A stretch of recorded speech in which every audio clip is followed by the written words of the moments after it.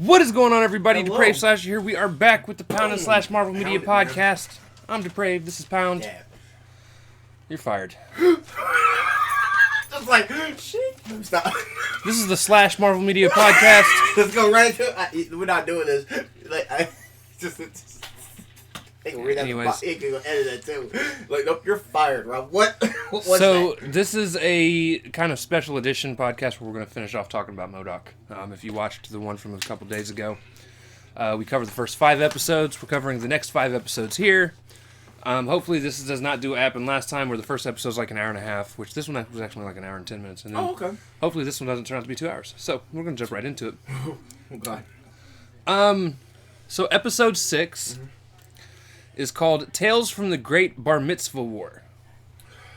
This is quite literally my favorite episode of the entire series. Yeah, 6 wasn't my This episode was so good. It was all written. When I watched it at work, I texted Kat and was like, hey, when we get to M.O.D.O.K. episode 6, you're going to find it to be absolutely amazing. Yeah. And I was right, by the way. Her and I laughed so much. Yeah, I saw watching this at episode least together. about 6 times. Literally 6 times. I was like, yo, this is it's well written. Like I like how this is well done. So the episode opens with M.O.D.O.K. throwing things through a portal to Asgard. And while he's doing this, the way it starts is you're seeing this guy. He's giving out a speech. It's Boulder in Asgard Boulder, giving yeah. this speech to the Asgardians, troops of or Asgard. troops, And he's talking about things being thrown in through this portal Right. and how they're going to find who's doing it.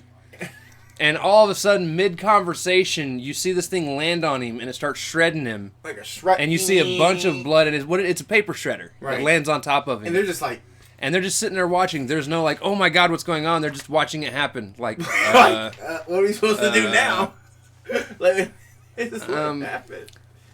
so then Shit. It was just a good speech, and then it just went. So then it goes back up to show M.O.D.O.K. standing above this. It's actually a recycling bin. Is It was like what he'd put it in.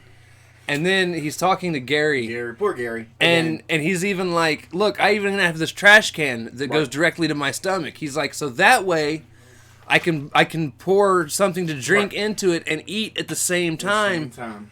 And he's like dumping this milk, but he's not stopping. He's just letting it flow. And he starts eating this cheese, and all of a sudden it fills so much of it that he ends up vomiting the milk. On Gary. Which he vomits on Gary, and then Gary goes, oh my god, and he runs to the trash can about to vomit, which He's like, the wait. vomit would go inside M.O.D.O.K.'s stomach. So M.O.D.O.K.'s like, oh my god, wait! And that's where the episode starts. It gives us the title screen, and dude, That was cheap. I like that one. I was good. I was standing outside watching this episode, and I'm surprised you guys didn't hear me start laughing. Because I was pacing around outside watching it, and when that happened, dude, I lost my shit. Right, because he's literally about to vomit, and that would have been just... That's a Family Guy moment. Right. They all just vomit on each other. Oh, and he's eating vomit. Oh my god. So then it comes back, and he's revealed that he's got this plan to create this giant robot body that he's going to use to kill the Grumble dude. Right, Austin. Austin, thank you. Gotcha. And Monica. However, he then gets a call from his wife that their son has pissed off the rabbi by letting a bunch of pigeons go, and they've crapped on everything. Yeah, they just... Yeah. That's like... So M.O.D.O.K. then goes and meets him, asks him what the hell is wrong with him. And he's just trying to talk about all these magic tricks that he wants to do. And then all of a sudden... And he's like, magic? He walks off, and M.O.D.O.K. and Jody are standing there talking for a second. Mm-hmm. And he's like, our boy's going to be okay. And they pan over, and he's sneaking up on this pigeon. Oh, dear. And he grabs the pigeon and puts... Yeah, he chloroforms him. He chloroforms him. You're about to be the greatest act ever. Yeah, he's like... Oh, my God. And they're just looking at him like, he needs help. We got to help him. Like, bro, he is just...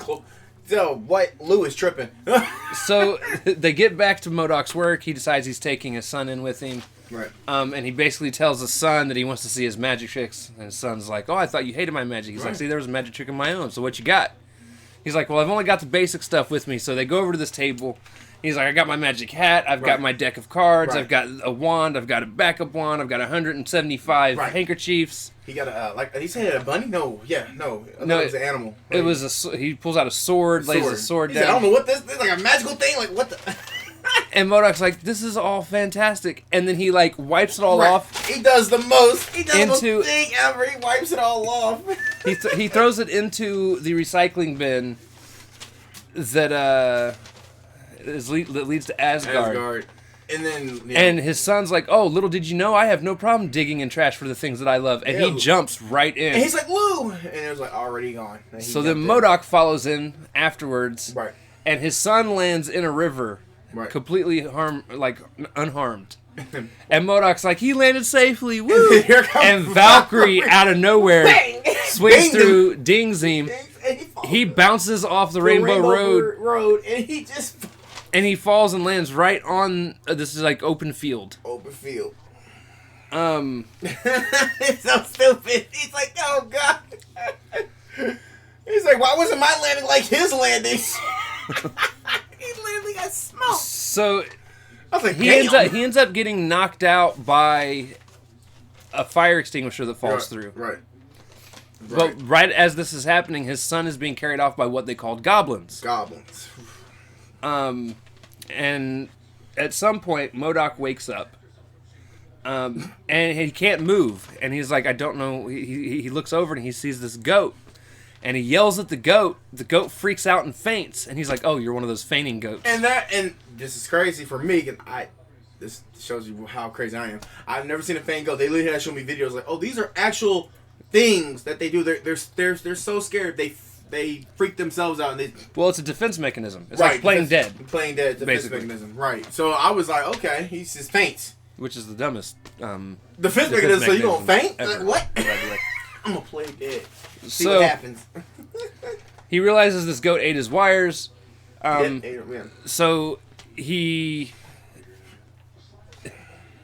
hears off in the distance what sounds like a faint scream. Right, and then here we go. And he decides to roll over because he thought it was his son screaming. Right. He rolls over, and it's one of those screaming goats that you see videos of. He's like, he said, I got my uncut eyebrows, or, like good eyebrows for this. Like, oh, God. It's not you got the faint goat, now you got the screaming goat. This is some meme shit for real. Oh, my Lord. So he decides he's going to build he builds a carriage. Yep. Ties the goats to it. He's like, go. And they're going to carry him around, and they're just screaming, fainting all over the fucking place. He's like, oh, I see 2 goats. Nope, gotta commit. Right. So he sees that there's these other people that have goats that fly, and he's like, oh, yeah, they have flying goats here. Right. He's like, I wanted to get rid of them, but now he committed to them. And so after he ties them up, he sees these other 2 goats, and he's like, why aren't these ones flying? He's like, and he looks over, he's like, maybe those are the flying goats. He's like, no, I've committed. It's on. He's like, I gotta go through with these 2 because otherwise I'll just be spending all day switching off goats. And then all of a sudden the other 2 goats fly off. They fly away. And he's like, damn it. Oh, God. He got Doofus and Rufus. That's what he got. So he ends up on the phone with Jody. Yeah. And she's asking how Lou's doing. And he's literally... And he's like... what does it call? He's like, big rat. He's like, oh, you're a giant rodent or a big rat. Big rat. He said, huh? She's like, what? And she's like, well, he's like, yeah, no, it's a saying. You've never heard the saying? He's like, you're showing your age. Showing your age? He's like, you're saying, it means everything. And he's like, it means everything's okay. Frost Giant! And I go back to M.O.D.O.K with that. And the Frost Giant smashes the rat. Hey, Chrissy looked at me like, what's so funny? Because I'm thinking back to Earth's Mightiest Heroes. He said he looked like a Frost Giant. On an infant body. On an infant body. So it makes sense. So he smashes the rat. And Jody's like, what is wrong with you? He's like, even bigger rodent. And he ripped his head off. Ripped his head off, bro. What type of place did he... And this whole time he's dodging attacks from the Frost Giant as well. Oh, shit. And so finally at the end of the conversation, he's like, all right. And she's like, you know what? I just looked it up. I have never done that with an ice cream sandwich. What is this happening? This is so stupid. Oh. What is going on? And I was like, this is like, what? Oh, God. I have never done... And he had to hang up the phone. So he finally hangs up the phone. Well, he doesn't hang up the phone on screen. No, yet, because there's a group of Asgardians that show up and draw swords and hold it to him, and then it pans over to the next scene. Gotta go. Right. And they basically apologize to him as they get to where they're going. He was guessing their body percentage. He's like, it's Is okay. It 0? he was trying to guess their body percentages or fat percentage of their body. I know it's 0. Like what the? And they basically tell him that his son's been captured by the kobolds. Right. And he's like, oh, are you telling me they're, he's like, we have a peace treaty with the kobolds. Right. He's like, oh, is that because they're a friendly race of creatures? And they're like, no, they eat unwanted children. He's like, basically, we get to have unprotected sex. Right. And they feed the children. He said hot. And he goes, oh my God. How does he word it? He's like, I thought he said that, oh my God, that's hot. He says, Lou's unprotected, and we made him having sex. Right. It's like, I've got to go save him. I think of that screenwriter dude, like children, unprotected sex, that's tight. I wish you could just go, that's tight. Dude, I hope he does a screen rant of that. Oh my God. In the next episode, they give it to the trolls or, goblins, they eat children for unprotected sex. That's tight. Like, that's what's up. That's awful, bro. So, he goes, at nighttime, he ends up approaching the kobold camp, goes in, finds his son performing magic there. Oh, God. And he feels like everyone's making fun of him and laughing, and he gets really pissed off about it. And his son decides he's going to go and talk to his dad. Right. And his son's like, no, they love me. Right. Like, they don't know what the hell this is, but they love him. They pay me more than the biggest actor they have here. And he's like, ah! The woman is just, she's eating the fucking guitar. It's an insane moment. I don't even know what the hell this is, but I like it. But M.O.D.O.K's like, no, you're going to have a normal bar mitzvah with normal things. And then he's like, why can't you just accept me for who I am? And he's like, you're always rubbing or like throwing it in my face. Like, yeah. Which I felt so bad for Lou. Yeah, Lou just wants to be himself, man. Ultimately, that's really, all jokes aside, he just wants to be himself. Right. And M.O.D.O.K's like, no, you need to do this because, And Lou starts crying, and he's like, throw him out. So the kobolds throw him out. Which, this part's funny. So they throw him out, and he's like, I vaguely remember having two goats with me. So they throw out his 2 goats, and he's like, thank you. And then they throw another one. He's like, I only had 2. Oh, no. He's like, I'm not going to name you. I'm going to... And he says, what is it called? Goatee? Goatee or goatee, go something. Well, so he names him. He's like, I'm going to love you forever. Damn it. Forever. And then so, hold on. You're always rushing into the next part. Sorry. Go ahead, bro. Oh. That's just so funny. Ralph's like, I need to get to the punchline. I live for the punchline. This is so stupid. So he gets thrown out, and he decides to go back and get the Asgardians. Now, on his way back... Then he eats the goat. He said, I don't got time. I ate goaty. And he just throws it. I'm like, oh, shit. So, yeah, he's eating what looks like a chicken leg. It's actually goaty. And the one he just named. It's the one he just named. He's Who wrote this script? He's like, yeah, I ate goaty. Who wrote the... Somebody put some thought in this episode, man. So, he basically gets the Asgardians to join him because they're looking for the AIM sorcerer. Right. He's doing magic. He's got an AIM badge, so he uses the badge. He's like, hey, it's this guy. He's the one doing all of it. And so he convinces them to go to war for him. And then we get this weird montage thing. What? That's like warriors reading their loved ones' notes as if they were going to die. Right. And eventually, one of the guys comes in. The guy that was originally the leader of that one of the camp that he was captured by to begin with. Guy comes in. He's like, what do you have for me? He's like, many people have died. And he's like, well, yeah. Yeah. That's how this goes. And then some lady runs in and she's like, they want a peace. They want to have a peace moment. Right, peace moment, yeah. So go ahead. No, sorry. At this point, he decides to ride in on his tank that is being that is being powered by the 2 goats. The 2 goats. They run over a goblin or a kobold. You're right. And they park, and his son's like, I come to offer peace, and then M.O.D.O.K points the tank at his son's face. First of all, M.O.D.O.K, why? He said, this motherfucker came with the most G-est thing ever. He said, bro, I'm coming in with a fucking tank, bro. What do you mean? And then M.O.D.O.K's looking at him, he's like, go ahead and make your plea. Make your peace, because if you fuck up, I'm blasting you. And his son decides to spring out flowers, like a magic trick of flowers. I'll blast him right there. And when he springs out the flowers, it freaks out the goats. Yep, the goats so the fainting goat faints. Yeah, and the screaming goat screams and starts running, which since one of them's fainting, it causes the tank to start spinning in circles. Right. And all of a sudden, M.O.D.O.K gets thrown from the tank and lands in the mud. And he's sitting there, and they all just, and everybody starts laughing because he's honestly on the verge of tears. Yeah, it's kind of. And he's like, everyone, go ahead and laugh, go ahead and leave. And the Asgardians start to leave. Yeah, they laugh. Yeah, and his son walks up, and he's like, "What's going on?" And this actual part was kind of emotional. Right.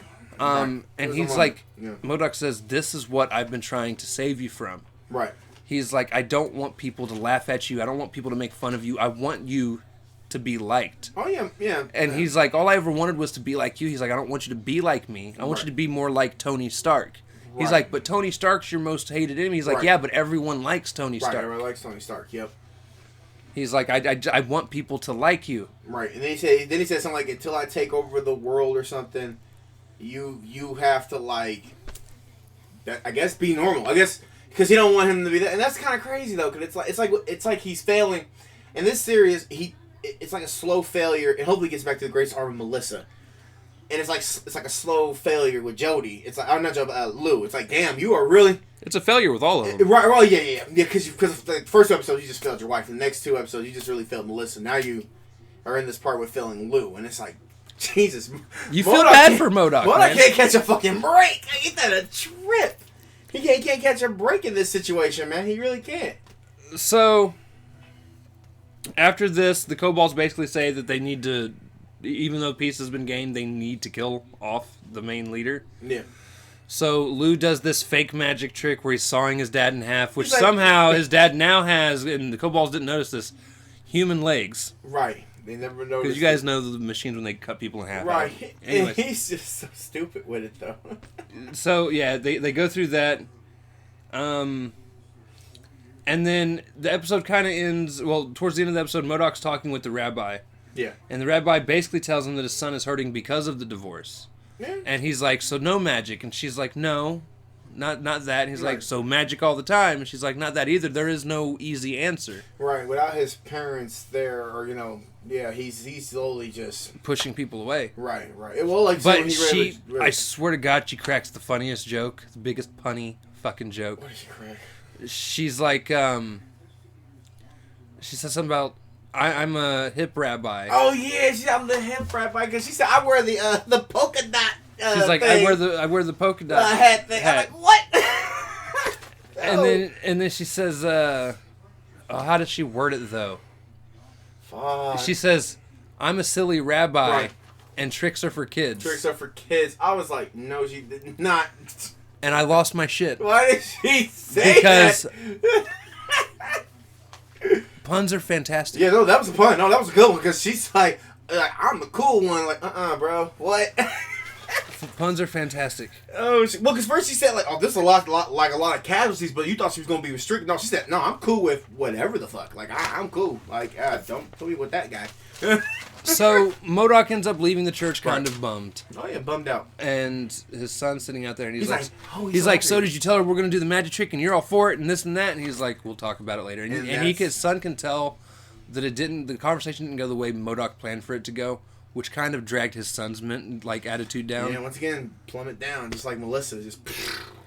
And like a plummet. They walk off. Yeah. And then we see again, past M.O.D.O.K is working on a plan to kill the present-day M.O.D.O.K family. Yeah, this whole thing really was, past that. At least I did like that. In a way, I like it like how he's really trying to... And he convinces the Mandroid very easily, by the way, to betray them. He's like, you want to betray? He said, sure. Like, what I do? Like, yeah. He's like, yeah, I'll definitely join you. Let's do this. You're right. Oh, yeah. So at the end of the day, I gave this episode a 10. I laughed so hard throughout it most of it. It was, in my opinion, the biggest high and the best episode of this entire series. Yeah, it's... The jokes all hit perfect. Like, you can tell they took their time. Like, when they wrote, like, they didn't, like, with some episodes, like, you feel like they kind of rushed it or they kind of slowed down. This one was more like, okay, we got the Asgard. And it starts out with this good speech. And then you hear that noise. And, like, those little details is solid. And, of course, the goats. And those are the highlight, man. And there's tons of other jokes that we didn't necessarily go over. Yeah. Watch the episode. Yeah, watch the series. It's a good series. Yeah, for real. Like, it's good, man. All right. Next episode. Episode 7. It's called This Man, This Makeover. Episode opens with M.O.D.O.K waking up to no food. He goes out to pick up lasagna and run. By the way, we'll get there. Right. He goes out to pick up the lasagna and runs into his wife who's having dinner with Wonder Man. who appears to be dating her. At this time, I thought, we'll get there. So, M.O.D.O.K ends up going back home, and he gets an invitation to a book release party from his wife and Wonder Man.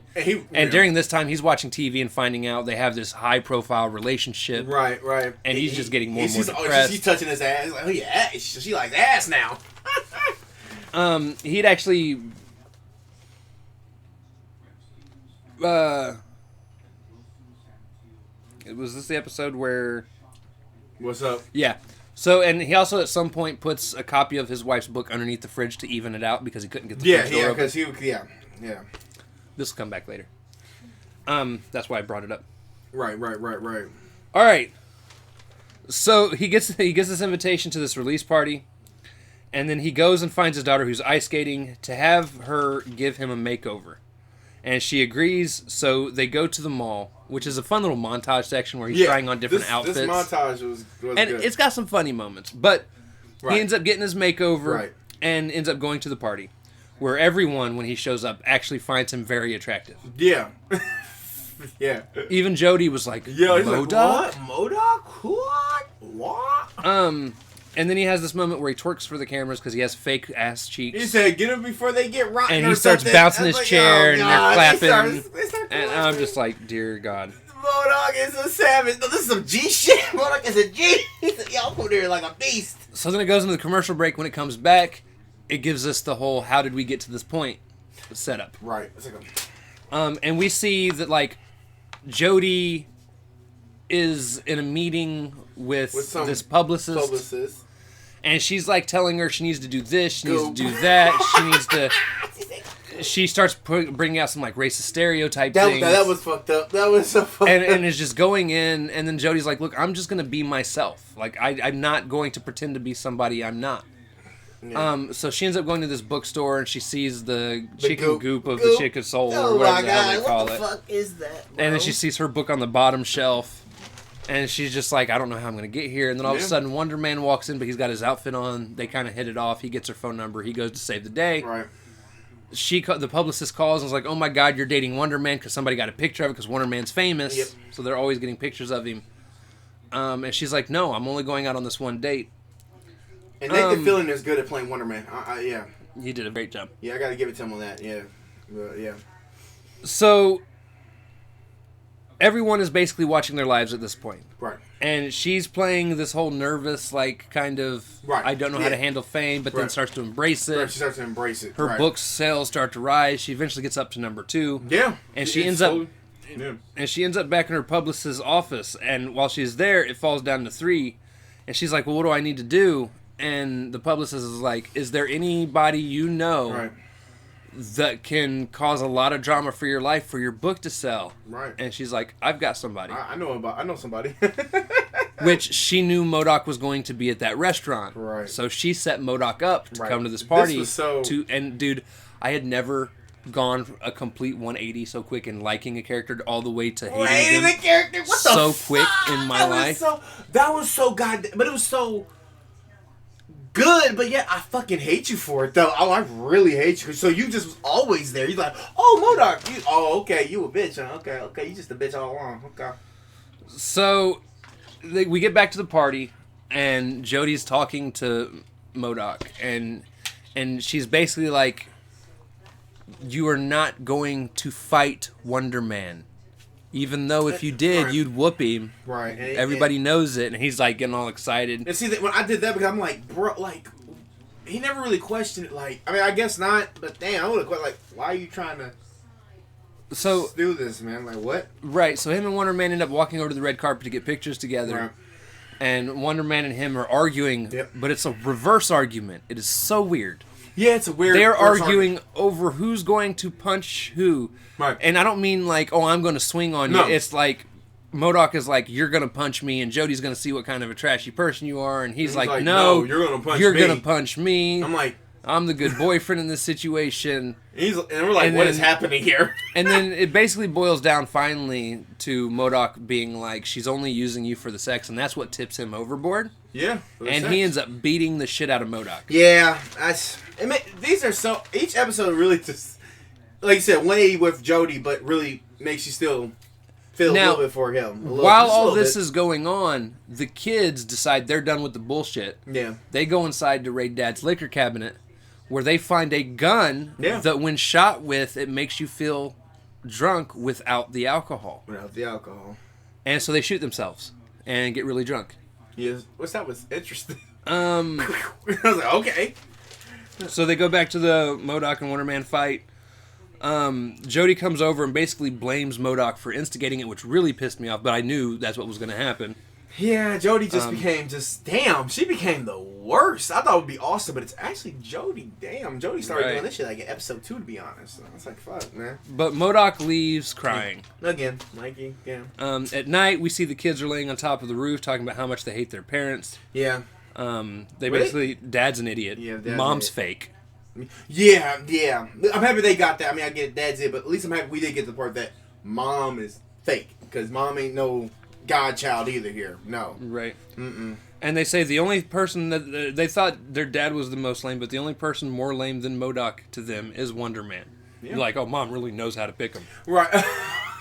God love Lou. Lou is awesome. And then Melissa ends up shooting... Or tries to shoot 2 dogs to make them drunk in order to hopefully they were going to have sex. She missed, but they ended up having sex anyways, and she's like, all right. Yeah. Melissa's awesome. She's really crazy. Right. So then we see M.O.D.O.K depressed in his apartment, and this is kind of a turning point for his character. Yeah. He sees Jody's book underneath the fridge, he pulls it out, and he starts reading. And literally, it's like chapter 1. Yeah, because he never... He'd never taken interest in anything she had done. Anything. That's a... And basically the book convinces him to like clean the apartment, change his life around, be a more positive person, and he does this. He cleans the apartment, which we did get to see. Right before he starts cleaning, he was panning the apartment, and you get to see 2 rats getting it on, which is hilarious. Hey, I paused. I was like, the fuck? Exactly. Like Bad Boys 2. Yo, let's fucking like we are. That's awful. Oh shit. So while this is happening and he's kind of having his little life montage, it pans over to Jody and Wonder Man having dinner. Yeah. And Jody's just sitting there on her phone doing whatever, and Wonder Man's like, so what are we gonna, make it official? Or no, he says something about when are we gonna go someplace. Someplace. Yeah, that makes official. I don't remember where. And Jody's just not caring. Damn. And Jody's just like, we need more kind of drama. We need to keep this spicy for our brand. Like Jody. And then finally he looks at her, he's like, are you just dating me for the fame? Thank you. M.O.D.O.K was right. That's what you should have said, damn it. M.O.D.O.K was right. And she goes, yeah. Which I thought she was going to try and at least play it off. Oh, I thought she went. I was like, this is heartless. What the fuck, man? And she just straight up said, yeah. Are you a clone? I thought she wasn't real. I said, she has to be. What is with this woman? What is happening? I'm waiting for the big reveal that I'm not human. I'm like... Right. At first, I mean, before we get that, I was like, oh, she's a robot. There's no way. You can't be this heartless. She's heartless, bro. Like, damn. I was like, whoa. So basically, Wonder Man breaks up with her then. Yeah. That's that. Yeah, because... And bounces. Because he was ready to... I'm not saying like so, but he was ready to keep on, like, damn, be like, oh, we need more drama. What? No, fuck that.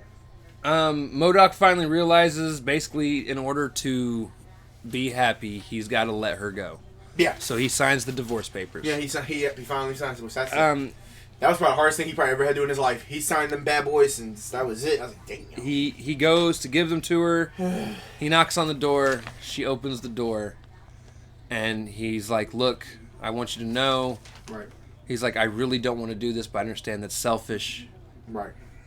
He says, so the only thing I can do is to let you go. He hands her the paper. She looks at it. She balls it up. She throws it, grabs him, starts kissing him. Oh, yeah. Pulls him into the house. It's interesting. And at this point, I'm like, did we really just go through all this shit for this to happen? No, for me, in my mind, I'm like, wait a minute. Did somebody hear my prayers? Is this really a robot? Hold on. I was like, bro. You had no clue. No, I didn't have no clue at first. Yeah, no. No, I just thought maybe she was different. But we did find out that the Adaptoid was posing as the publicist, giving Jody her cues to be this kind of douchey person. See, Adaptoid's really smart. And this is the moment when I went back and rewatched the episode. the publicist does act like the Adaptoid a lot in just life, and I was like, I never made the connection until he revealed himself. I was like, all right, that was good. That was actually a good little plot twist. And we also at this point see that M.O.D.O.K is working with Arcade, which for those of you that don't know who Arcade is an X-Men villain, right? Who has trapped the X-Men in Murder World plenty of times. And if I remember correctly, there was even at some point a time when Arcade and Mojo were working together. Yeah. Okay. They were. Okay. Cool. Because Arcade has his Murder World, and then Mojo has the TV thing that he does, the intergalactic television. Right. And I think they worked together to try and kill the X-Men. It didn't work. So he's just a full blown X-Men. Yeah, villain. Arcade's an X-Men villain. Okay. Huh. I like it. I do like these Easter eggs that they throw out there, man. Like, and there's a lot. There's way. That's how you gotta check the episode out, guys, because there's like a hell of a lot more Easter eggs that they're throwing out here. But yeah. I ended up giving that episode an 8. I gave it a 9 because what got it was the publicist at the end. It probably would have been an 8 until I realized like, I think it was Adaptoid. What the fuck? I think it was very smartly written. Yeah. That's 2 episodes really that were very like took time in, to be honest. I would have given it a 9. What happened? But then everything with Jody happened, where she's just an absolute twat basket. Jody just, and you even said like, how the you made me laugh. And then they go from 180 to like it to like damn to like you don't like this bitch no more. And then it's like all of a sudden you're like now you hate her, but then all of a sudden she starts acting all goo goo gaga for fucking M.O.D.O.K, and I'm just like, come on. Like this whole episode is. Yeah, it was a joke. It kind of was a joke in a way, but.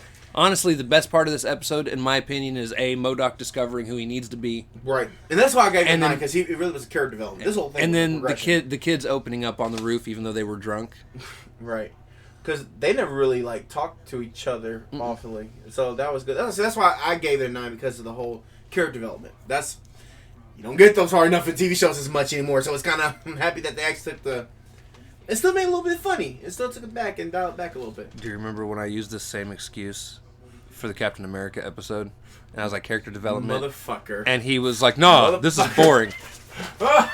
Anyways. He ain't never gonna let that shit down. He ain't never gonna let it down. Alright, so episode 8 is called Oh, We're Blood Thicker Than Robot Juice. This is another fantastic episode, by the way. Yeah, this is good. I really like this episode. Have you guys noticed we've gave like 8s and 9s and 10s out here? Right. Yeah, this series is like, no, for real. Like, y'all time, man, for real. Alright, so episode 8. Yeah. M.O.D.O.K wakes up in bed.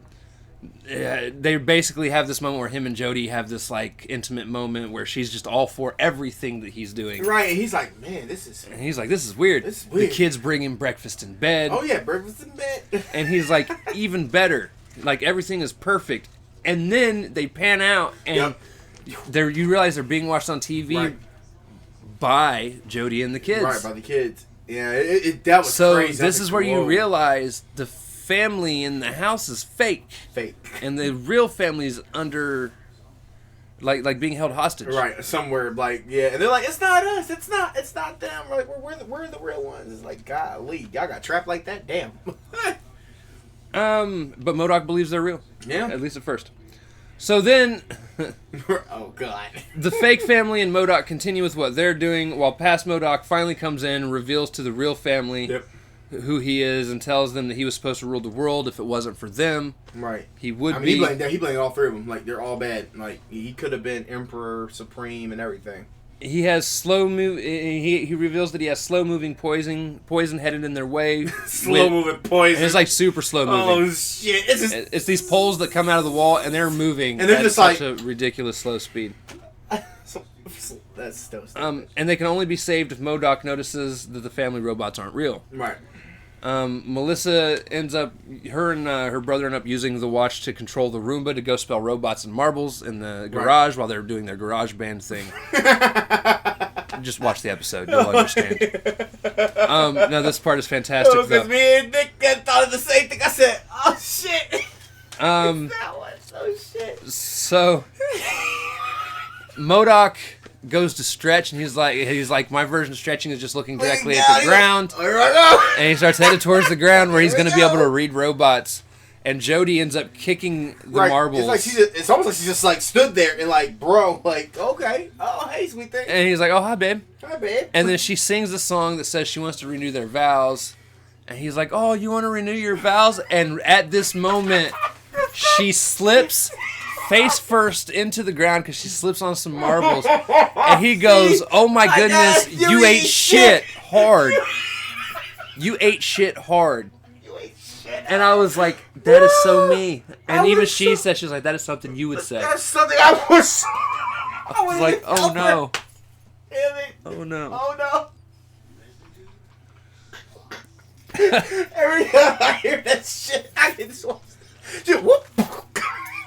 She gets up, half of her face is missing. Oh my god. And M.O.D.O.K doesn't bat an eye. He said, oh my god. He's just like, of course we can renew our vows. He puts her face back on. and the tries to kiss her and then gets electrocuted like 12,000 times. And the real ones are like, oh, he's gone. He's gone. They're like, can we move closer to the needles, please? Right, because they're like, what is this? So he didn't even give a shit that she was a robot. You eat shit. So then we get this huge argument moment where the family is just ripping each other apart. The ones that are tied up, talking mad shit. Melissa was hitting the heavy blows though. At everybody, Melissa was hitting the hardest though. She hit the hardest because she's. But it would be like Mom would attack Lewis. Right. Melissa would attack Mom. Then Lewis would attack Melissa. Melissa attacks Lou. Right. Mom attacks Melissa. Like they're going back and forth attacking each other. And young M.O.D.O.K's watching this too, as he's like, "Oh, this is." And right. past M.O.D.O.K is like, past M.O.D.O.K. He's like, "I like this." He's enjoying it. Oh god. So at this point, they get to the point where M.O.D.O.K comes into the garage where they're going to renew their vows. Did you see them all in standby mode? Yeah, they're all in standby mode. When the garage door opens up, they all activate. Oh my god, it's time! He walks in singing a song, and he gets up to the podium, and he says something about a lifelong happiness, and then all of a sudden he starts going penis,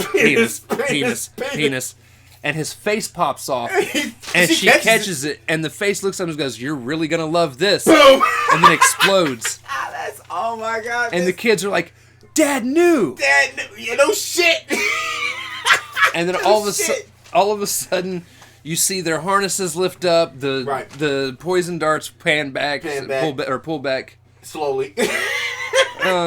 This whole episode, bro. So after they're released, they run to find their dad, which is a hilarious moment. Oh god, he says. But we also realize there are 3 families. Yep, 3 families. Yep. And I'm like, wait, what's going on here? Here we go. Which they do explain it. Yeah. But, so basically, he put the real version of each family member in their own room with 2 robots that believe they are the real versions of each other. So nobody really knows who's who. They all meet up with their dad in the middle of the thing, at which point Arcade does some crazy shit. Arcade and past M.O.D.O.K reveal themselves. Right. And then poor Deltroid, he's like, you don't know why? We don't care. They're like, damn. Yeah, they basically tell. Shoot him off, actually. They basically tell the robot to fuck off. Damn, that's so sad. And basically, the rule of being in Murder World is they're going to be given 20 minutes. Right. To figure out which one are the real versions of themselves. He even throws out 2 more M.O.D.O.Ks. Yep, right behind him. So we've got 3 copies of each person, 2 of which are robots, and they have to kill everyone but the normal version. And they even ask, like, why are you doing this? Because I'm just crazy. I'm like, oh my god, I want to blast him just for that. Just for that. You die, Arcade. Now, this whole moment is cool how they play this out. Yeah, it's a very good scene. Because it's like, so the first person eliminated is Melissa kills off her 2 copies. And she freaks out at first. She's like, oh, there's all the human organs? Because she's looking for robot parts. And she's like, man, these are realistic looking. I'm starting to think I'm the robot. And then all of a sudden she finds a computer chip. I got a chip. And they're like, so then Arcade's like, all right, you're the real one. And then all of a sudden one of the Lus goes, like, oh, I want a weapon. Right. And he runs over. And he grabs one of the weapons, fumbles it, the axe goes into his head, and he falls. And his family is all like, oh my god, no. And then they realize that there was a chip laying in front of his head, so they're like, all right, cool. Fucked up. Why do they care more about Lou than Melissa? That is some fucked up shit. So then then Mom walks up to M.O.D.O.K and she's like, all right, look, we need to do this the smart way. Right. She's like, we need to ask each other questions, and if somebody gets it wrong, something happens. She's like, when's our anniversary? She said like. So M.O.D.O.K goes, when's our anniversary? And she gives a date, and he shoots her. And he's like, that's not our anniversary. That's a robot. And also, they see the chip. Even the clones were like. And the clones were like, yeah, it is. No, and he's like, oh, I killed the right. He's like, she had the right answer, and I killed her, and I just got lucky. But then all of a sudden, you see Melissa stab both the M.O.D.O.Ks. Melissa became an MVP. And they look at her, and they're like, what was that for? She's like, everybody knows Dad wouldn't know that. These two got it right. They're not the real dad. They're not the real dad. Why is Melissa doing this? She just doesn't give a damn. Melissa just does not care, bro. So then one of the moms sacrifices herself, and it does turn out to be, like, she gets killed by a random... like, it was like a ball or something? Like it's like a pinball ball. Right. A giant pinball ball. Oh, God. So then the real mom is there. And she's pissed. She's like, what? You didn't sacrifice that? That's stupid. Like, what? Yeah, right. We thought you would. So then all that happens, and that leaves two Lus. Yep. And they're like, we're not going to kill the Lus. There's no reason to. Oh, yeah. Like, if anything, Lou has a friend now. Yeah, I mean, yeah, in a way. Yeah. So at which point, Arcade gets pissed, and he's like, I'm going to kill you all. I mean... And then M.O.D.O.K's like, well, I mean... What is that, 15 minutes? M.O.D.O.K couldn't fight me himself. Oh, yeah, he pissed him off. Yeah, he taken from himself, yeah. And M.O.D.O.K's like, forget your game. And he's like, but these are the rules. He's like, stop the clock. I'm like, oh, shit. So M.O.D.O.K goes and jumps in. Arcade takes off. Like, he's like, I quit. He said, I'm an angel, or am I? He said, don't he's feed like, into him. He's like, don't pay attention to him. So M.O.D.O.K, past M.O.D.O.K, yep, young M.O.D.O.K, actually ends up seriously injuring real M.O.D.O.K. He like pulls something out of his body. Like wires or something where he can't move. And Mom jumps up on top of his head and rips him in half. She said Pilates works. I was like, oh my God. Rips him in half. Literally. And then walks up to Melissa's with the body part that was pulled out and says, can you fix him? And I was like, whoa. And Melissa goes in, fixes Dad. Yeah. This is another second. No, this is about his third time him losing like that, man. Like the losing. I was like, damn, bro, you need to stop coming back over, bro. You keep taking L's to his family, bro. They end up meeting up for dinner at some restaurant and talking about everything. I thought that was like the meatloaf place, but I thought it was like the nightloaf place. I wasn't paying that close attention. Okay. I just remember they were eating. Yeah. And the reason why I don't think it was the nightloaf place is because they were eating seafood. Oh, okay. Because there's that part where Lou's like, look, I'm Mom. And he rips the crab in half. He rips it in half. That's crazy. The Adaptoid comes in, apologizes for betraying him. Melissa says, it's okay, you betray us all the time. You just need to reset. He's like, what? He's like, what? She pushes a button. He passes out, comes back. Hi. He's like, hi. And so M.O.D.O.K. listens and goes, are you planning on betraying me again? He's like, no, why would I do that? Can I have some chicken fingers? And M.O.D.O.K's like, no. Like, and all of a sudden it zooms in on his face and he's like, you will pay. You will pay. I love Adaptoid. Adaptoid. There's some good characters in this series. Holy shit. First, Melissa. Melissa's like just no fucks given attitude. Just, I don't care. And that was the end of that episode. Yeah. There was no special, like, almost I was ready to see maybe if he was going to come back again. I was ready for it. I was like, well, damn, he's going to come back somehow. Shit. I ended up giving that episode a 9. Yeah, I gave it a 9. Straight up a 9. No issues, no and ifs or buts. No. And ladies and gentlemen, the only concern is young M.O.D.O.K keeps coming back. It's like this is where the series starts to go downhill. I didn't even give a score for the last episode. Oh no. I'm gonna have to. All right. He said I gotta have to give it something. Please give it something. So he's like, hold that thought, guys. No. Dude, I am so heavily disappointed. And it's kind of sad though, cause it was so fuck. It's like it went back to episode 1 and 2. Cause it really was on point, man. Like I don't understand like why these 2 episodes did this. I don't get it. I don't understand, man. Like that actually kind of really like angered me in a way. Yeah. So these last couple episodes happen, and I really do feel like it kind of drags it down. Cause it went so well. Like it really started with episode 3, and it really hit home from here on out. But now it's like, well, here we go. It's now we're back to the good old episode 1 and 2, where it's like, oh, it's the drag on, it's the pun, like one-liners here and there, and we might maybe, you know. There we go. You know, it's like one of those little puns where, you know, you hit one thing and it's like, oh, then, oh, we're supposed to laugh at that. It's like, oh, that's not really technically funny. I mean, I guess. Right. So, but it's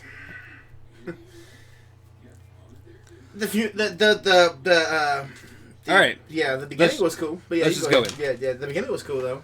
So episode 9 is called "What Menace Doth the Mailman Deliver?" Right. So M.O.D.O.K starts the episode visiting Melter's grave, which is funny, by the way. This part is hilarious. Yeah, the opening scene, solid. Him and Melter's family get into this weird argument. Right, he said, "Are you going to cry all the He's time?" like, "I raced you here. I beat you. Right, You like, threw my son in the open grave. the open grave." That was He was bad. gonna win." He was gonna win. M.O.D.O.K being M.O.D.O.K. It's like, what? I still respect M.O.D.O.K. I don't give a damn. That's something I would do. Get the fuck out of my way. But he keeps seeing things that are supposed to convince him to change his... Yeah, and it was all bad. It was all bad. Just watch it. All bad. Tried to angle. So he decides to do what he should be doing, what he feels like he should be doing. That's just being an honest to goodness, good employee at AIM. Right. He takes on the mail responsibility as he should, and this entire episode Really was kind of... is honestly a lot about everyone thinking he's up to something, Yeah, and him just doing what he's supposed to be doing. And really, this is just... Kind of in a way. So everyone thinks he's up to something. Even Austin thought, like, oh, God, bro. Right. So then we find out that the Hive bosses are planning on invading the planet. Yep. However, they don't like Austin's dog. They plan on killing the dog after the invasion happens. Right. So then Austin tells everyone that they're moving the release date up unless they can't fix the death situation that comes from the grown Yeah, that he's they're trying sounding to sell. so... We gotta fix the death situation!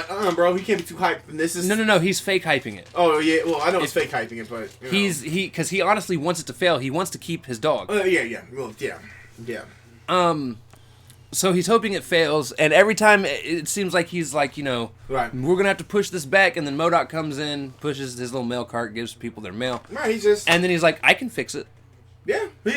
And then Austin's like, oh no. That's a good reaction. Austin, he's like, oh no. And then again, everyone thinks he's up to something. And he's really not. He's like, I can fix it. Right, really, because M.O.D.O.K, believe it or not, he is a scientist. He can fix, he's just an idiot scientist, though. He can fix it, though.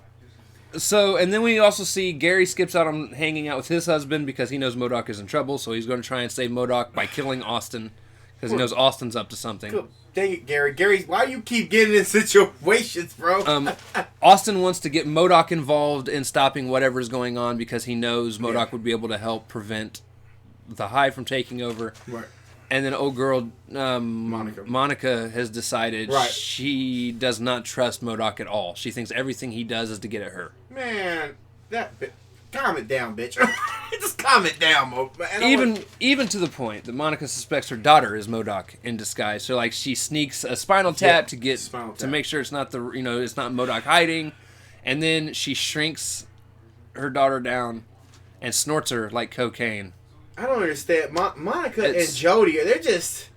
Well, we also find out Monica cloned a male version of herself. Yeah. To inseminate her to have Jody. So Jody's kind of a natural experiment. Right, natural experiment. Right. Or not Jody. The daughter. The daughter. I didn't write her name down right until the last episode. I forgot the daughter's name. Ain't that a bitch? I forgot her name. Golly. Well, fuck it. So Austin then begs M.O.D.O.K to go outside to talk. M.O.D.O.K pretty much just continually turns him down because he's got work to do. Right, I got work to do. At this point, Austin's called to the elevator where the Hive decides they're going to go ahead and have him kill his dog now. Meanwhile, Gary is trying to kill Austin with a poison dart and failing miserably. Because he only got one fucking arm and he can't shoot. He's like a stormtrooper. Austin leaves, goes into Monica's lab where he tries to hide in at the time it's just a random machine because, you know, she had kidnapped Gary and was going to torture information out of him. At which point the machine turns on, and it turns out it's like a fusion machine. Yeah. And he's got his dog with him, so now he's part man, part dog. Jesus Christ, this episode. At which point we see Iron Man leaving AIM. Yeah. Which at the time we were like, what the fuck? Like at the time when I first seen it, I was like, what the hell is he doing there? I didn't know what was going on in that situation. That kind of confused me. I was about to come to the desk like, you seen the same thing I was watching? Like, what the hell is this? So then he flies off because he hears some people are attacking Avengers Tower. Right. It turns out to be M.O.D.O.K's friends, the Screamer, Screamer, Tenpin, Armadillo, and Pound Cakes. Yeah, they're attacking Avengers Tower. He tries to knock it out very quick. He basically knocks everyone out. Yeah. M.O.D.O.K shows up, and he's like, Iron Man. Right. And he looks super menacing, and Iron Man looks at him, and he's like, can we talk? Right. Let's just M.O.D.O.K's like, can we talk? Can we just talk? Commercial break. Conversation. So then... These commercial breaks are bad segues, too. Right? like what? Like, you want a relationship? No, they're about to fight, bro. So then AIM has this meeting where they're going to reveal everything that's going on. Right. M.O.D.O.K attends, and M.O.D.O.K says, I've got good news. Right. The Grome works. Yeah, it works. He's like, it doesn't kill anybody anymore. Right. He's like, I got even better news. My ex-wife's ex-boyfriend, Wonder Man, has signed on to be a spokesperson for the Grome. Yeah. Wonder Man's back. And then he says, and I've got the best news that I can give you. He says, I sold AIM to I sold AIM. Yeah. And everyone's like, wait, what? Yeah, he sold it. He's like, I sold AIM. I sold all of my portions of stock in AIM. Right. To Tony Stark. And they do this funny thing where Tony tries to fly in through the window. Window doesn't open, so he has to come around. Go through the door. Absolutely ridiculous. I thought it was kind of childish. No, it was funny. It was funny. He's like, fuck it. He's like, screw it. Coming around. And he was trying to do something super. He's like, he's trying to do a superhero way. He couldn't do it. He couldn't even get to the window. Right. Fuck. So he comes around, comes in. Right. And not Monica. Yeah, Monica. Yeah. Monica looks at him. She's like, "You can't sell AIM. I have the other half of the stock." And he's like, "Tony Stark will own AIM if you sell the other half of your stock." She's like, "Why would I do that?" And he walks up and lays this card down in front of her. And M.O.D.O.K don't walk anywhere. Right. He floated over. Bingo. Put the thing down. Backs up. And Monica looks at the card and she's like, "I'm selling my half. Yeah. To Tony Stark." Yeah. And everyone's like, "What?" Yeah, everybody's like freaking out. This was, even though it was slow, this was actually decent, decent episode, but it was just a little slow, but yeah. Right. Now, if this would have been the last episode of the season, I would have been cool with it. Yeah, this probably would have got. But then the next episode happened and it pissed me off. We'll get there, though. We'll get there. So Tony Stark basically tells everybody, you're no longer in the taking over the world business. We're going to do this, we're going to do that, whatever. This actually would have been a good season finale, actually. It would have. So then... Because the whole point was to get money for AIM, goddammit. Or keep AIM afloat. Right? Iron Man fires Monica and M.O.D.O.K. Yeah. And we find out once they get outside, M.O.D.O.K told her they were going to start what was called AIM 2. AIM 2. Yeah. And they were going to basically go back to science for science. What does it call it? Sciencing for science sake or something like that. Yeah. Science for science sake. See, and damn, like that was perfect. They kind of have a moment where they get along. Yeah, they go to walk off, and then all of a sudden they're watching the Wonder Man, Iron Man talking about the Grome, right? Selling the Grome, and he says, "So by the way, it only took me 2 minutes to fix the Grome. It took me 2 days to insert a frequency that when I push this button, animals attack." So he pushes a button, and you see all these animals fly in. Remember that. That's funny. And start attacking them. Right. They're like, Greg, and why would you... What? Also, towards the end of this, so when they were fired, they were walking out, and Monica ends up injecting Austin. Yeah, Austin. Yeah. And his body separates from the dog.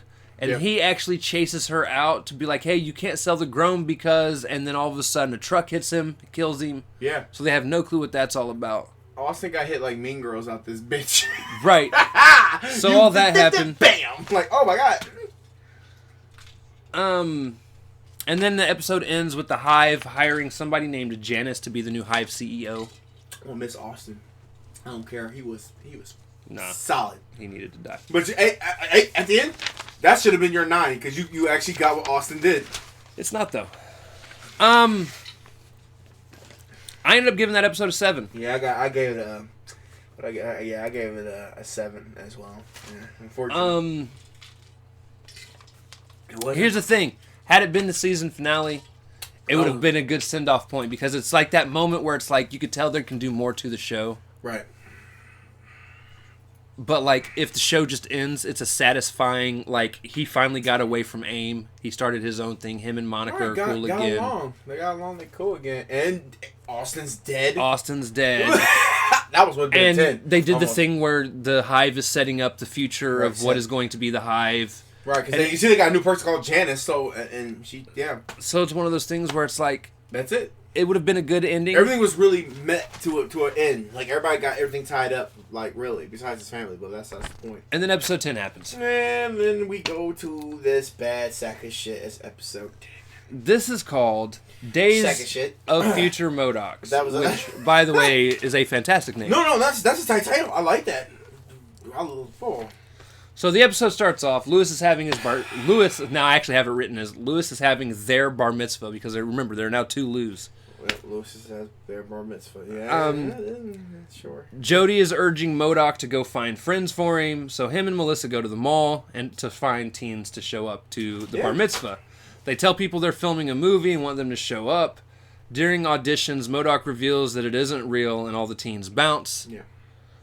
So M.O.D.O.K brings back all of his friends, turtle aliens, kobolds, and gigolos. Gigolos.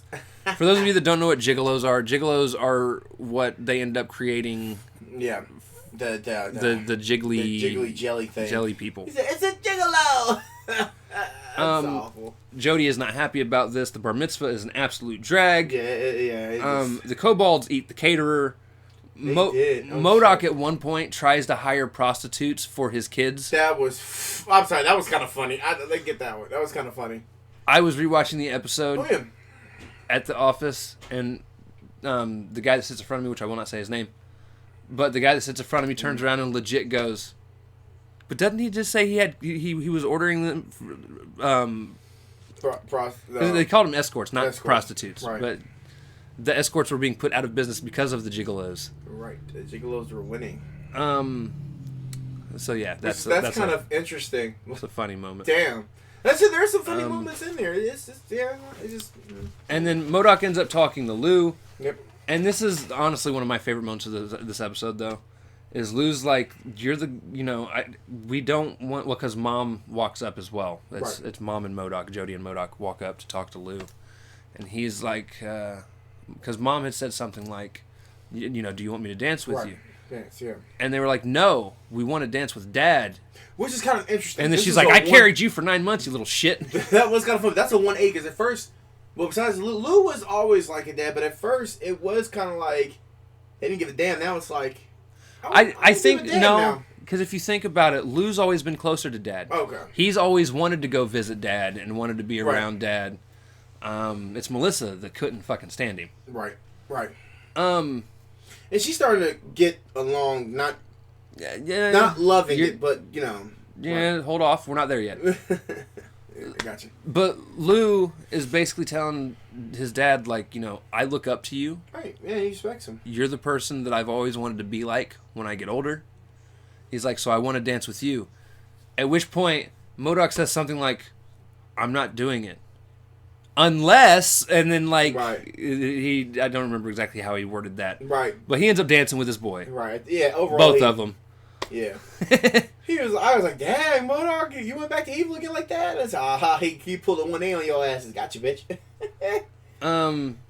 It was a good moment. Touchy moment, bro. So then. Yeah, then. Here we go. Melissa shoots herself with the alcohol gun.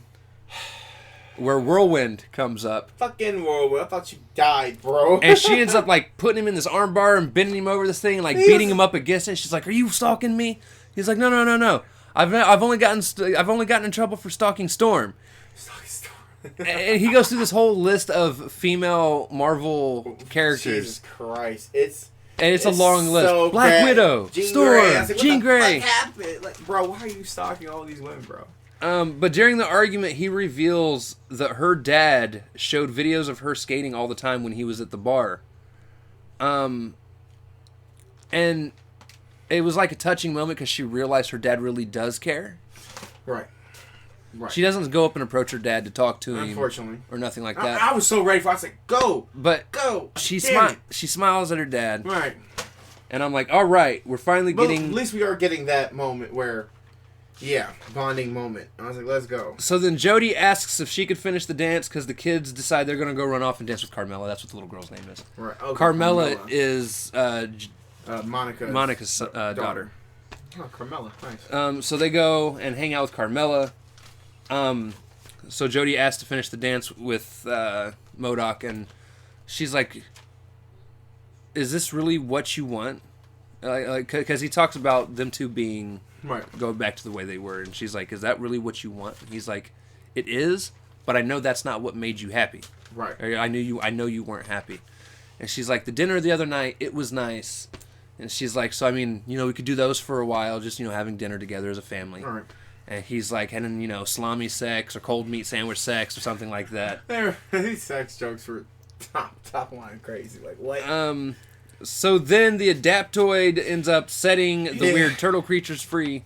Yeah. But I can't remember what their actual names are now. The Seagramites. The Seagramites. Oh yeah, I forgot. Damn, I forgot. Yeah, he set them free. Fucking Adaptoid. So God damn it. Now this part is funny though, because he agreed to set them free because they were going to compliment him, and then they ended up giving him like some sort of backhanded compliment, like you're okay to hang around with. Yeah, you're okay to hang around. And he's like, I think I made a mistake. Ever met? Like, damn. He's like, I think I made a mistake. Right, because they were bad. Like they really. So they go to try and dance with everyone. Yeah, they start doing dancing again. But then all of a sudden, you see this giant foot come through the ceiling and squish them. Yeah.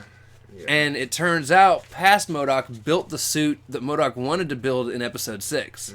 Yeah.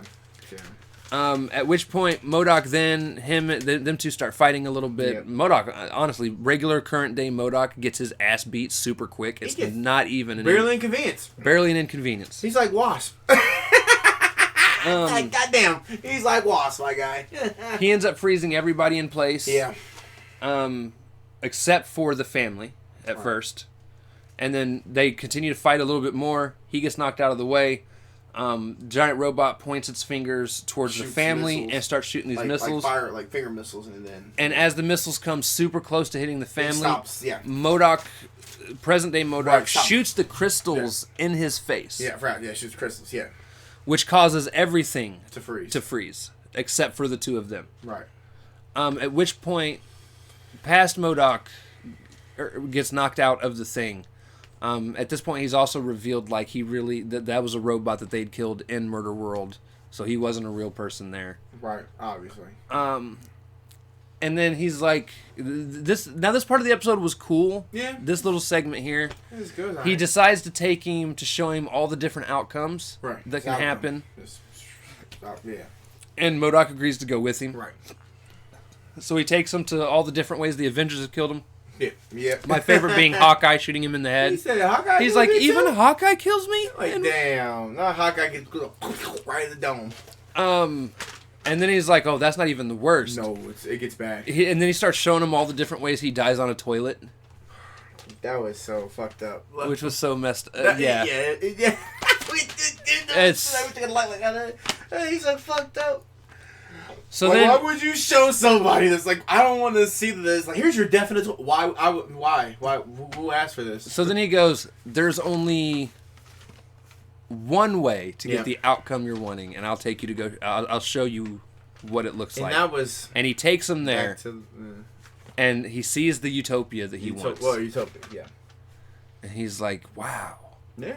And then he tells him, he's like, there's only one way to get this. Right, and then he takes him. And he says, your family has to die. And I'm like, and M.O.D.O.K's like, wait, what? Right, and he's right. And he's like, there is no way your family lives and you get what you want. Your family dying is what pushes you far enough over the edge. Which that's kind of crazy. Goddamn. To be able to beat the Avengers. Right, because you have nothing to live for, or you have no love in your heart, so it's gone. The moment they die, that's pretty much it.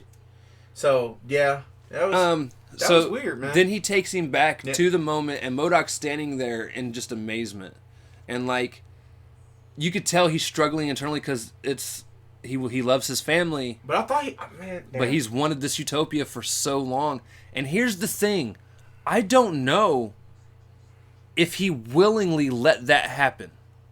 He just because they kind of make it play off that like. He just let it happen. Right. But if you don't do it, then I can do it for you. Or something like that. But what I'm wondering is if he just wasn't in so much shock, he just didn't stop it from happening. Because he could have stopped. He still could have stopped that. Or he could have, made the bombs go back at the robot or something. He still had time to stop that from actually literally killing them right there. No, yeah, he had time, but Time. That's why I'm saying I'm wondering if he just wasn't in shock, like he didn't know what to do, and then it just happens. Like, time cuts back in, family's dead. Cause he just closes his eyes. It's like you don't want to see this. What I'm about to do to your family, so he just closes his eyes and just boom and just let it happen. I'm just like, so you just all this. Well, that's what I'm saying. You're seeing it how I'm sure they want you to see it. Right. He just let it happen. Right, he just let it happen. I'm not 100% sure he just let it happen. Because Right. I feel like there are certain things in life that when you're put in a situation, you're just so shocked you don't know what to do. Right. And I'm not saying that that's not what happened. Right. But I also kind of feel like there might have been a way that, like, he wasn't necessarily letting it happen, but he's trying to think his way through it. But by that time, it was already too late. M.O.D.O.K, the other M.O.D.O.K was like, fuck it. Bam. Done. Right, because he told him, he said, if you don't, how about this? You don't have to do anything. I can do it for you. Right. And that's why I said, maybe that's how, like, we were two different. I mean, we're all both the same page, like, just two different things. We're like, damn. So he just literally just let young M.O.D.O.K just boom and just let him just do it. So I was like, wow. And the only reason I thought of that, he could have killed young M.O.D.O.K. I mean, I guess. Well, the reason why I think of it like that is I feel like if he were to just let it happen, he wouldn't have had his time traveling self locked up because he knows it would have been his fault. Right. He knows if he lets the other M.O.D.O.K kill his family, it's his fault for letting him do it. Right. Right. Or he'll follow that guilt for his life. Damn, this was a very... So, we got a little off here a little bit. This is a good debate, and I was like, yo, this is... Because it's crazy. I'm actually kind of pissed that he let this happen. Like, I'm actually kind of angry. Like, what the hell, bro? So basically, he closes his eyes. Right, close his eyes. And just, you hear the explosions, boom. And then he opens them. Right. And he's in his utopia. Yeah, it just happened. Like, boom, like that. And he hovers up, because he doesn't really stand up. He doesn't get up. He just kind of... His legs are still weak and wobbly. He lifts, and then, like, he spins around and starts walking off this balcony, goes down this hallway, which he has all the Avengers' weapons lined in. Thor's hammer, Captain America's, like shield, Ant-Man's, it's you already want it. He floats back to this back room, where he's got past M.O.D.O.K. And it's tied up. You're right. It's kind of like Spider-Man to the Spider-Verse in a way. And the past M.O.D.O.K. being locked up is the reason I don't necessarily think he just let him do it. Right. Because if he were to just let him do it, he would feel guilty for it himself. And he still probably not have got his utopia. No, he still would have. He's still okay. But he basically says, he's gonna find a way to go into the past. And even the past one was like, bro, we can't keep doing it. You're like, even though it's like you're killing him, and he's like, you can't change it. You can't. Oh, no, he can't have it all. And he's like, what do you mean? Like, you know who I am? I'm an emperor. I can have everything. I'm like, bro, no, that's not how this works, bro. You can't have it all. But yeah, so then he tells. Well, yeah. He tells him he's gonna go get his family, bring them here. He's gonna have it all, and the episode ends. This episode was kind of. I'm not saying it was stupid. I'm sorry. My problem with this episode. You see how our tone changed? We went from happy to just like, here we go. Our tone changed badly. My problem with this episode is they did something I feel shows should not do. Right. And they ended it with a promise of more to come. Right. And I don't think any season should ever end like that of any show. I've seen tons of shows where somebody dies at the end of the season, and now you got to wait to see what the next season holds. And I've seen, and that's regular TV shows, animated shows, everything. That's just TV shows in general. The problem is I have seen this happen so many times, and then a show get canceled that you never know what comes of what's going on. And this show did not end in a way that felt like an end. Right. Had they ended it on episode 9, I would have been like, okay, you could definitely see they're doing more. Right. You're trying to go. But at the same time, it can end here. I'd be cool with it. Right. I don't feel like, oh my god, I have to see what happens next. Right, we gotta see what happens next to the story. And this is just. And I get the cliffhanger ending. I understand why people do it. But what happens if Hulu goes, we don't want to do the next M.O.D.O.K. season? Right, because a lot, just like Netflix, they canceled their shit and they ended off on a weird cliffhanger. And I was reading earlier today, they've already said if there is a season 2 of M.O.D.O.K, it's not going to come out till 2023.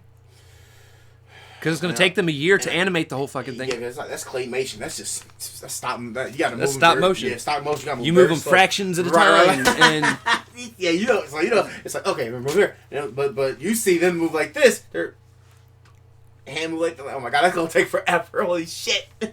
And who knows what can happen between them 2 years, bro? I am so disappointed in this episode. I give it a 5. I gave it a 5 too. Damn, that bitch. And it's so, we try to praise it as much because it went back to the episode 1 and 2. It went backward. It literally went backward, and that's what I don't understand. We had so much like hopes. We had 10, 9, 9, 8, 9, and now this was just. Because 9 could have had a 10. Episode 9 could have had a 10 because, like I said, I'm making AIM 2. Nexus made Janice. So, like, it's crazy, man. Or it should have ended with him being with his family. Right. Because the whole point was it looked like the last bridge where he wanted to make peace with was Melissa. And that was the last thing he wanted to make peace with. Now it's like, I want my family back. I'm like, so now you're just pissed off. Evil villain speech 101. You remind me of Kingpin from Spider-Man to the Spider-Verse. I gotta go to multiple universes to get my family back. And I'm like, what? That's not gonna work, partner. But yeah, I gave it a 5 because it just was too much going on, bro. All right, but overall, not a bad show. You should watch it, but just don't watch episode 10. No, I'm just kidding. No, watch the whole thing. So with that being said, my overall score comes out to an 84. Yeah, what